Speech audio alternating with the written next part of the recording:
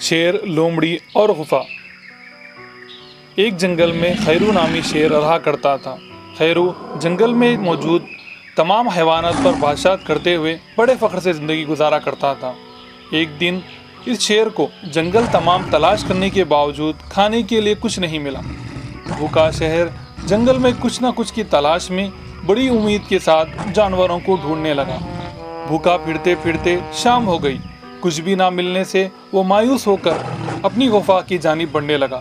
اسے راستے میں ایک بڑی غفا نظر آئی۔ تبھی شیر سوچنے لگا، اس غفا میں یقیناً کوئی نہ کوئی بڑا جانور رہتا ہوگا۔ شام کا وقت ہو رہا ہے، لہٰذا جانور کسی بھی حال میں واپس آتا ہوگا۔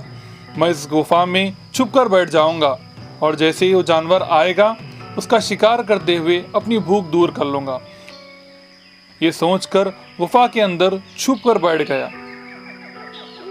وہ غفا ایک ہوشیار لومڑی کا تھا۔ کچھ دیر بعد گنگناتے ہوئے لومڑی غفا کے پاس آئی اور غفا کے داخلے پر شیر کے پنجوں کے نشان دیکھ کر ایک دم سے رک گئی۔ اے اللہ،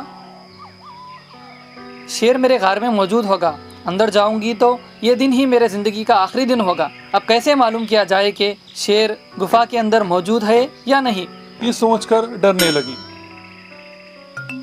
اسی اثنا میں لومڑی کے ذہن میں ایک خیال آیا۔ اس نے فوراً غفا کے قریب جا کر، اے غفا، کیا ہوا؟ آج تم کیوں مجھے دیکھ کر بات نہیں کر رہے ہو؟ روز تم مجھ سے بات کرتے ہو نا، اور میرے ساتھ ہنسی مذاق کرتے ہو۔ آج کیا ہوا تمہیں؟ مجھے لگتا ہے کسی خطرناک جانور کو دیکھ کر تم ڈر گئے ہوگے، اسی لیے تمہارے منہ سے کچھ بات نہیں آ رہی۔ میں اتنا کچھ بات کر رہی ہوں لیکن تم کچھ جواب نہیں دے رہے ہو۔ لگتا ہے میرا اندر آنا تمہیں پسند نہیں۔ ٹھیک ہے، آج سے میں تمہارے اندر نہیں آؤں گی۔ اب سے میرا اور تمہارے درمیان تعلق ختم۔ میں دوسری غار کی تلاش کر لوں گی۔ یہ باتیں سن کر شیر تعجب کرنے لگا۔ ارے تعجب کی بات ہے، غفا بھی بات کرتے ہیں۔ وہ لومڑی کو اس بات کا علم ہے، لیکن مجھے ابھی تک یہ بات معلوم نہیں تھی، اور یہ صحیح ہی ہوگا۔ جب میں غفا کے اندر آ رہا تھا تو غفا نے مجھے دیکھ لیا ہوگا، اس لیے میرے خوف سے غفا خاموش ہے۔ کچھ بھی ہو، میں جنگل کا بادشاہ ہوں، مجھے دیکھ کر سب کو ڈرنا چاہیے۔ ہاتھ آیا شکار اس غفا کی وجہ سے چھوٹ جانے کا خدشہ ہے۔ ٹھیک ہے، غفا کے بجائے میں ہی آواز بدل کر بات کر لیتا ہوں اور اس لومڑی کو اندر بلوا کر اسے ختم کر اپنی بھوک مٹا لیتا ہوں۔ یہ سوچنے لگا اور فوراً بڑی چالاکی سے آواز بدل کر غفا کی طرح بات کرنے لگا۔ ویسا کچھ نہیں ہے دوست، میں یہ جاننا چاہتا تھا کہ تمہارے دل میں میرے لیے کتنی محبت ہے، اس لیے میں خاموش تھا۔ میں تمہارے بغیر ایک دن بھی نہیں رہ سکتا۔ میں تمہارے بغیر کیسے رہ پاؤں گا؟ ہم دونوں کا زندگی بھر کا ساتھ ہے نا؟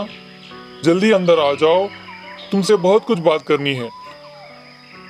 یہ باتیں سن کر عقل مند لومڑی، اے اللہ، اندر شیر موجود ہے۔ اگر میں نے تدبیر نہیں کی ہوتی تو شیر مجھے کب کی مار ڈال دیتا۔ شیر کی عقل اڑ گئی لگتا ہے۔ خیر کچھ بھی ہو، پتھر غفا کہیں بات کرتے ہوں گے۔